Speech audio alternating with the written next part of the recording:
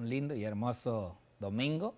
Bueno, como ya vieron el día de ayer, hemos iniciado el capítulo 12 de Daniel y pues hemos entrado a lo que va a ser la historia de este mundo y ver ese rey que ahora va a venir para ser el rey celestial de esta tierra. Así es de que hoy nuevamente el pastor Hugo Gambetta estará hablándonos acerca de lo que continúa en estos versículos de Daniel 12. Pastor, bienvenido nuevamente. Gracias, pastor. Un gozo y una alegría poderles saludar en este primer día de la semana. Y tenemos mucho que cubrir en el capítulo 12 de Daniel, así que sin más, vamos a pedir la dirección del Espíritu Santo para entrar al estudio de este capítulo. Les invitamos a orar con nosotros. Nuestro Padre y nuestro Dios, estamos agradecidos por este día que nos concedes de vida, de oportunidad, pero sobre todo por la bendición de conocer tu palabra y de podernos acercar a este libro tan importante para el tiempo del fin, para estudiar justamente los eventos que han de acaecer sobre esta tierra en este tiempo final. Te pedimos la dirección de tu Espíritu Santo y que no solamente entendamos, pero también que pongamos por obra tu palabra. Bendice a cada oyente, a cada televidente, a cada uno que a través de los medios de comunicación está en contacto, escuchando este estudio, para que no solamente puedan escucharlo ellos, sino compartirlo con los demás, que sean de bendición estos estudios para muchas personas. Sabemos que tú usas estos medios para tocar los corazones y por eso nos encomendamos en tus manos al dirigir este estudio en el nombre precioso de Cristo Jesús, nuestro Salvador. Lo agradecemos y lo pedimos todo. Amén, Señor. Amén.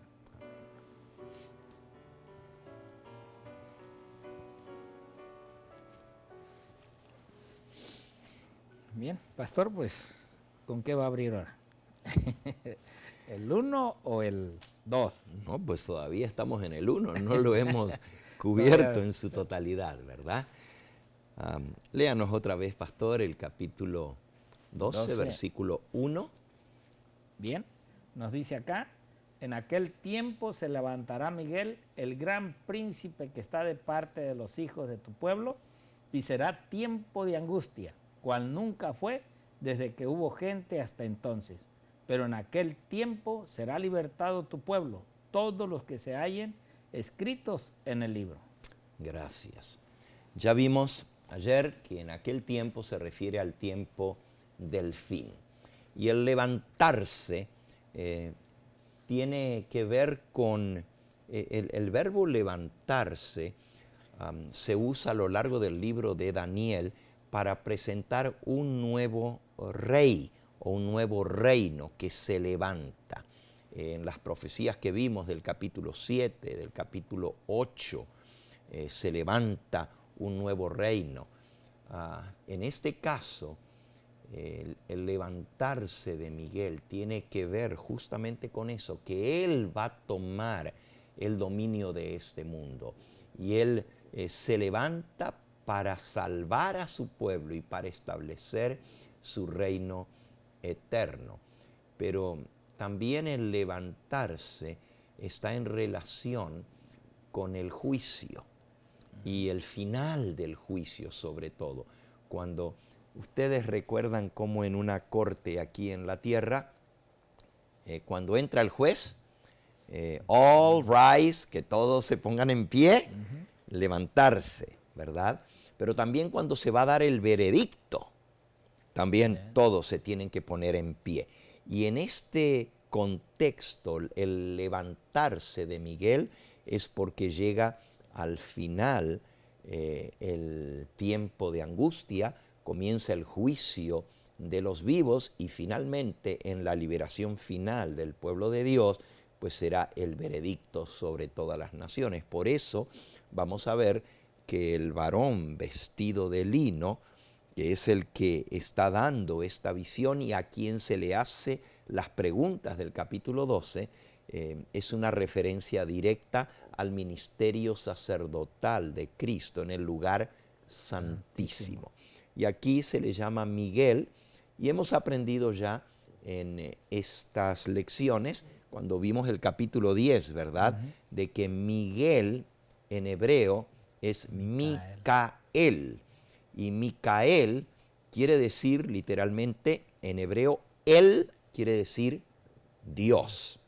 Y Micael, quien como Dios o quien es como Dios, es una referencia al hecho de que el gran príncipe que defiende a los hijos del pueblo de Dios es como Dios, es igual a Dios. Y el nombre, no solamente Miguel, pero también cuando se le llama gran príncipe, o como ya vimos en el capítulo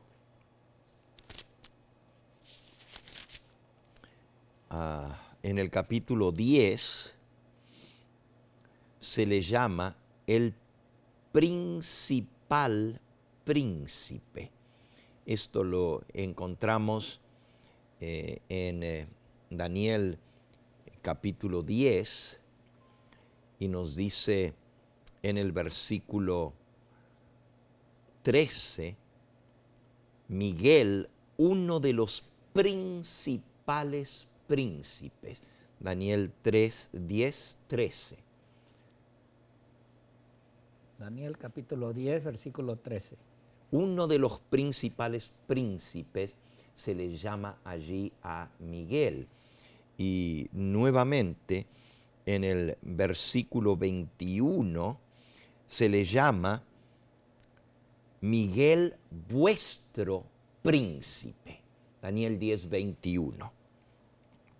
Así que aquí ya es el príncipe del pueblo de Dios. Uno de los principales príncipes o el principal príncipe, y aquí ya es vuestro príncipe. Y en el capítulo 12, versículo 1, es el gran príncipe, el soberano príncipe, el principal príncipe. Así que Cristo es a quien se está haciendo referencia aquí. Bien, entonces Miguel se levanta a defender a su pueblo, porque dice, en aquel tiempo se levanta o se levantará Micael, el gran príncipe, que defiende a los hijos de su pueblo. Eso dice otra versión, el que defiende a los hijos de tu pueblo. O aquí dice que está de parte de los hijos de tu pueblo. Por cierto, nuestro Señor Jesucristo siempre ha estado de parte de su pueblo y lo encontramos mencionado en nuestra lección de escuela sabática. Justamente hace referencia, pastor, a Romanos capítulo 8 y versículo 34 y luego también a Hebreos capítulo 7 y versículo 25. Y en estos versículos pues nos ayuda a ver cómo Jesús defiende a su pueblo, no solamente cuando venga el tiempo de angustia, sino ahora mismo en el cielo es nuestro intercesor. Dice Romanos 8:34. ¿Quién es el que condenará?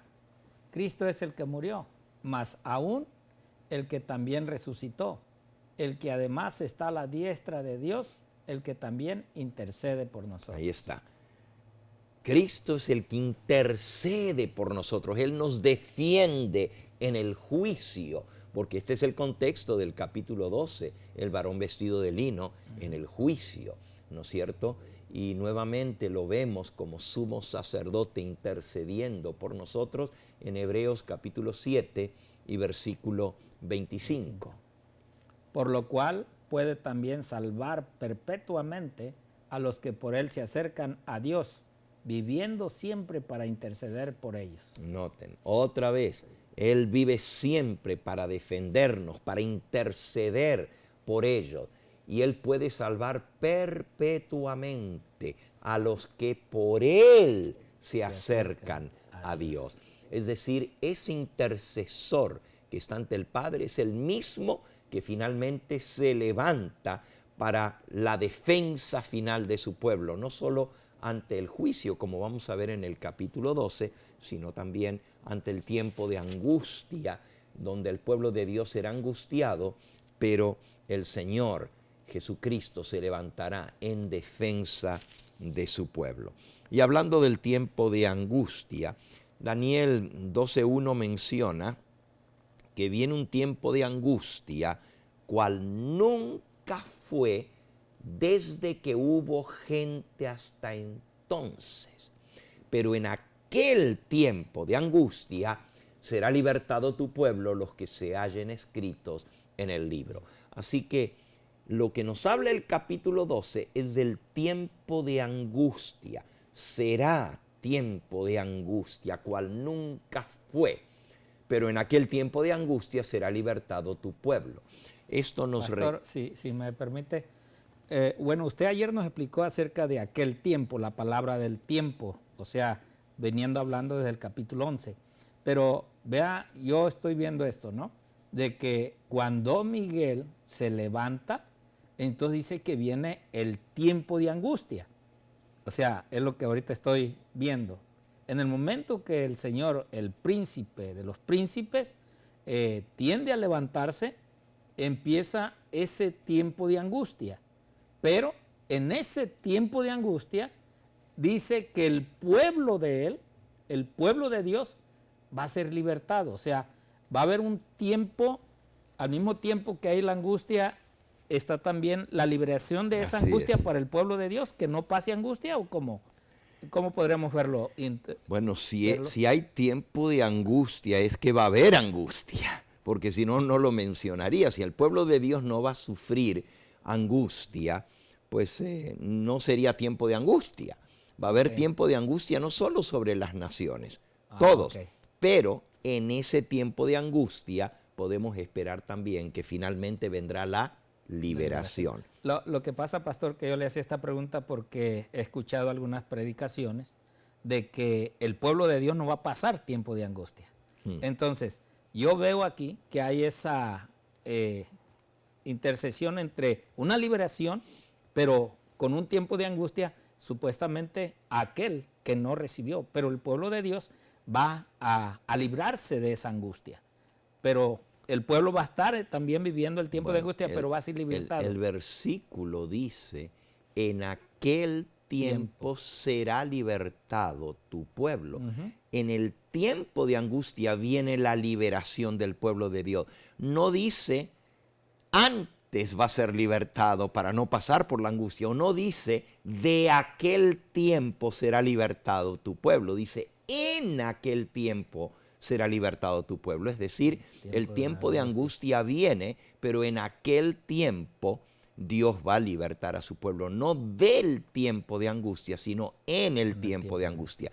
Esto nos recuerda lo que nuestro Señor Jesús explicó. Fíjense las palabras que están en el capítulo 12, versículo 1.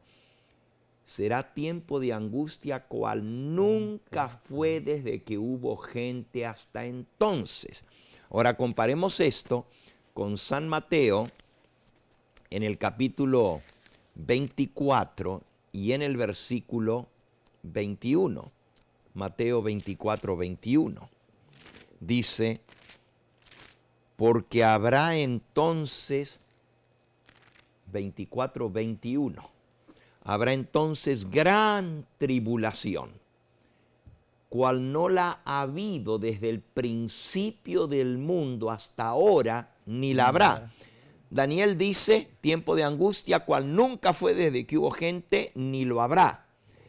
Cristo dice, gran tribulación, cual no lo ha habido desde el principio del mundo hasta ahora, ni lo habrá.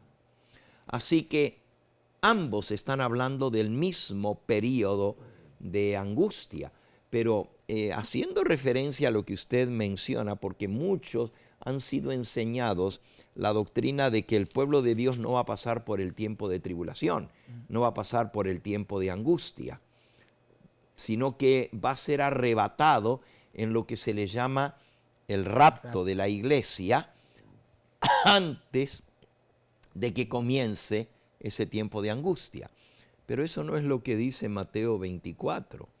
Mateo 24, en el versículo 8 dice, entonces os entregarán a tribulación. Mateo 24, 8. Os entregarán a tribulación. Y el 9. Y os matarán. Y seréis aborrecidos de todas las gentes por causa de mi nombre. Os entregarán a tribulación. Incluso dice que va a haber mártires, va a haber muertos. O sea, os entregarán a vosotros, a los seguidores, por causa de mi nombre seréis aborrecidos de todas la gente. Y luego, nuevamente, en el versículo 29 y 30, habla de cuándo va a ser que el pueblo de Dios va a ser recogido y arrebatado, y no va a ser antes de la tribulación. Dice, e inmediatamente después de la tribulación de aquellos días, el sol se oscurecerá, la luna no dará su resplandor, las estrellas caerán del cielo y las potencias de los cielos serán conmovidas. Entonces aparecerá la señal del Hijo del Hombre en el cielo, y entonces lamentarán todas las tribus de la tierra y verán al Hijo del Hombre viniendo sobre las nubes del cielo con poder y gran gloria.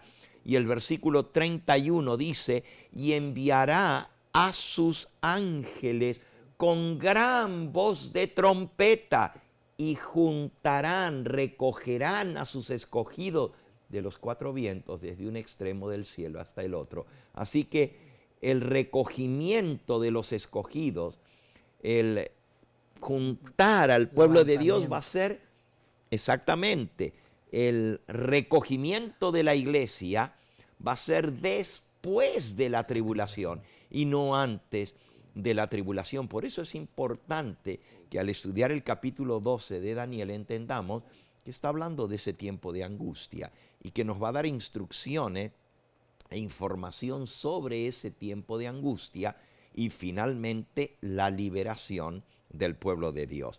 Volvamos entonces al libro de Daniel.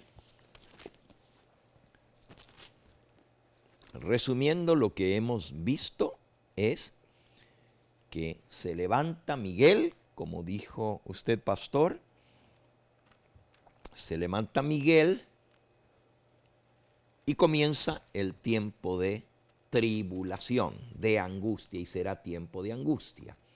Pero en aquel tiempo, y podríamos decir nosotros al final de ese tiempo de angustia, porque obviamente cuando el pueblo de Dios es libertado, pues va a terminar su angustia.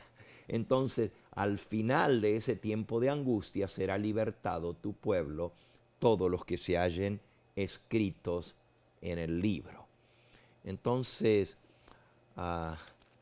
es importante notar aquí sobre los que se hallen escritos en el libro. ¿Qué libro será ese, pastor?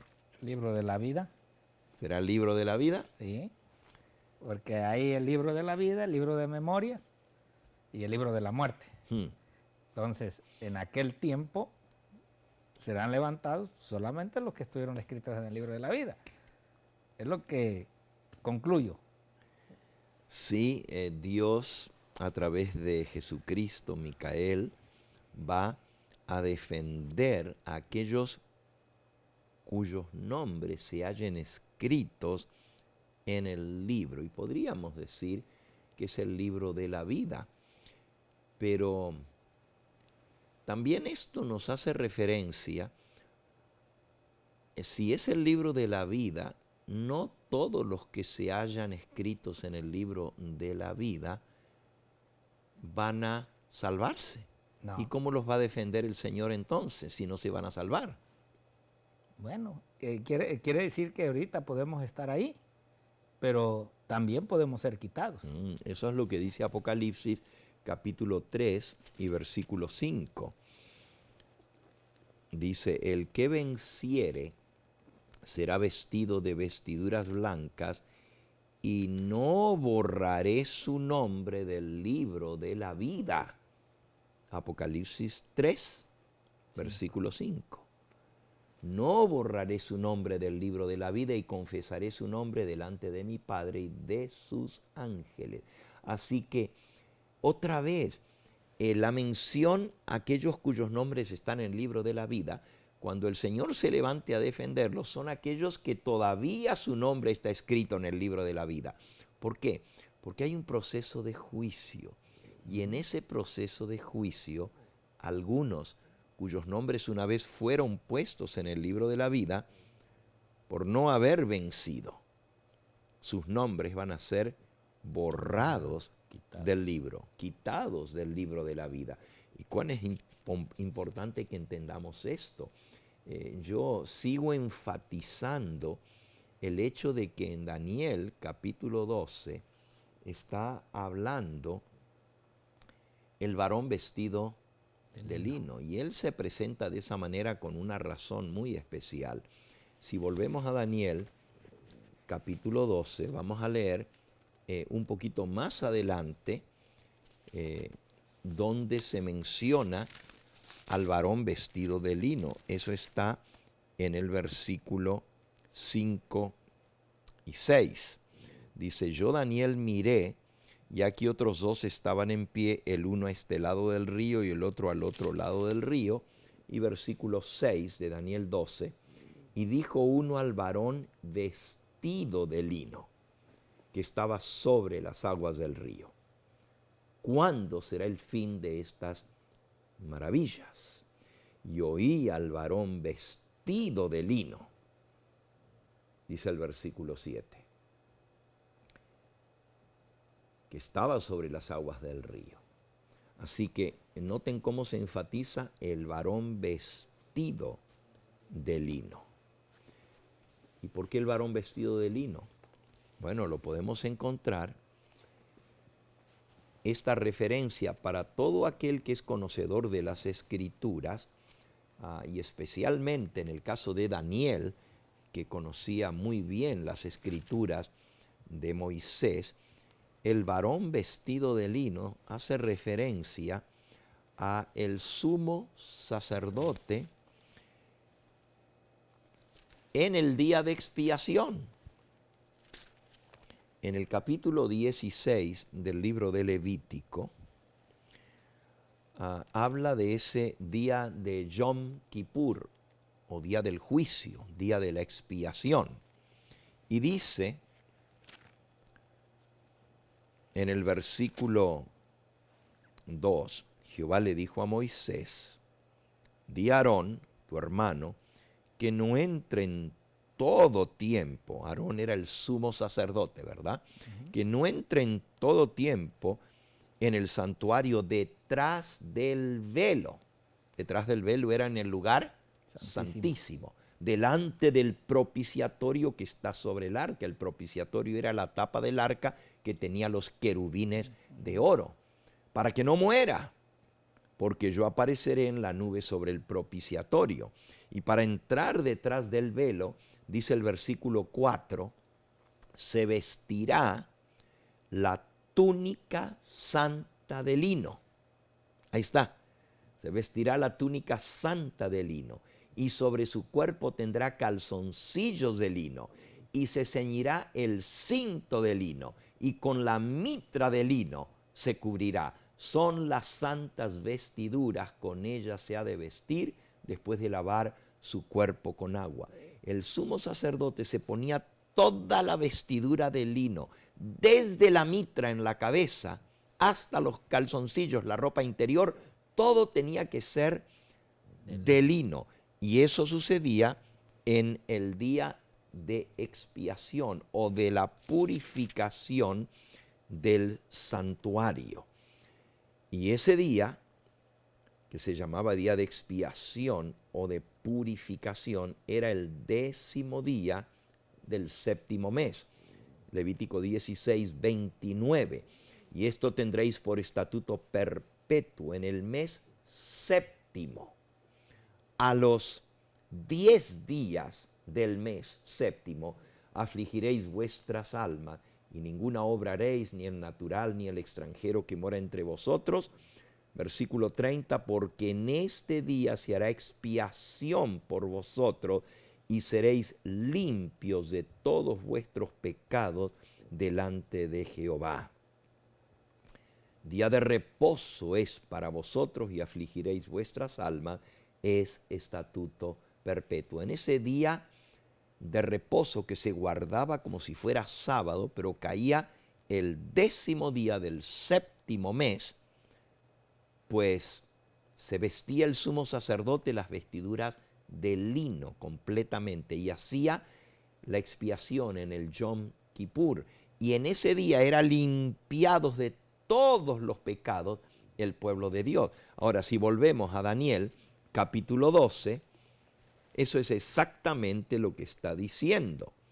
Daniel 12, versículo 6, dijo uno al varón vestido de lino que estaba sobre las aguas del río. Y entonces en el versículo 10 declara, muchos serán limpios y emblanquecidos y purificados. Los impíos procederán impíamente y ninguno de los impíos entenderá, pero los entendidos comprenderán. Así que aquí está, muchos serán limpios, emblanquecidos. Esa era la obra, purificados. Esa era la obra del día de la purificación del santuario. Serían limpios y emblanquecidos de todos sus pecados. Esa es la obra del juicio en el santuario celestial. Y es sumamente interesante que el capítulo 12 del libro de Daniel, Jesús se presenta como el varón vestido de lino, para dar énfasis al hecho de que esto sucede durante el período del tiempo de angustia, cuando está celebrándose en el cielo el día de expiación. El santuario celestial está siendo purificado y muchos serán limpios, emblanquecidos y purificados. El día de mañana vamos a ver entonces cómo este proceso sigue mientras el tiempo de angustia viene sobre esta tierra. Pero Dios, en medio de ese tiempo de angustia, va a estar con su pueblo, va a limpiarlo, va a emblanquecerlo. Al mismo tiempo, los impíos, dice el versículo 10, procederán impíamente y ninguno de los impíos entenderá, pero los entendidos comprenderán. Si ustedes se fijan al margen de su Biblia, van a encontrar que este versículo, el versículo 10 del libro de Daniel 12, está citado en Apocalipsis 22:11. Apocalipsis 22:11. Este versículo, el mismo, muchos serán limpios, emblanquecidos y purificados, pero los impíos seguirán siendo impíos. Aquí está. El que es injusto sea injusto todavía, y el que es inmundo sea inmundo todavía, el que es justo practique la justicia todavía, y el que es santo santifíquese todavía. Esas son las palabras que se dice en el santuario celestial, el sumo sacerdote, al terminar el juicio. Y en ese juicio son quitados del libro de la vida los que siguen siendo impíos, no vencieron. Cristo tiene poder para darnos la victoria sobre el pecado. Y en este tiempo del día de expiación, Él nos llama a confiar en Él para poder obtener la victoria sobre el pecado.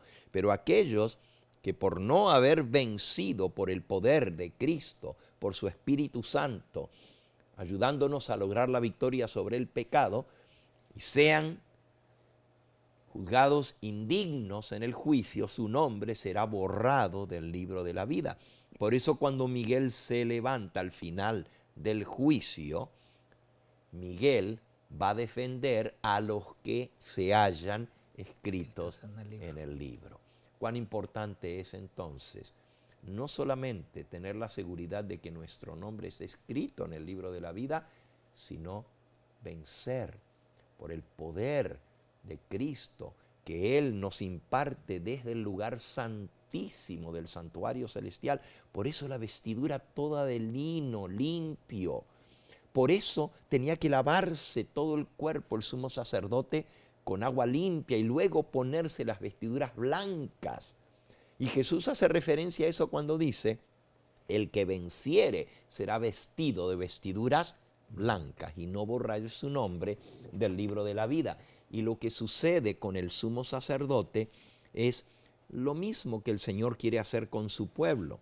El sumo sacerdote es el que lleva en el día de expiación los pecados del pueblo. Y si vamos por un momentito al libro de Zacarías, al capítulo 3, dice así: me mostró al sumo sacerdote Josué, el cual estaba delante del ángel. Aquí está el sumo sacerdote.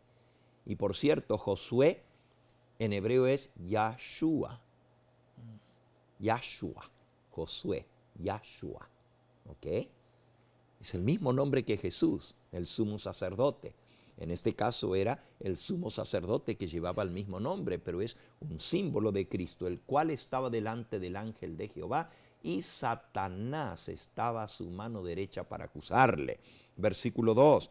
Y dijo Jehová a Satanás: Jehová te reprenda, oh Satanás, Jehová, que ha escogido a Jerusalén, te reprenda. ¿No es este un tizón arrebatado del incendio? Versículo 3. Josué estaba vestido de vestiduras viles y estaba delante del ángel. Versículo 4. Y habló el ángel y mandó a los que estaban delante de él, diciendo: quitadle esas vestiduras viles.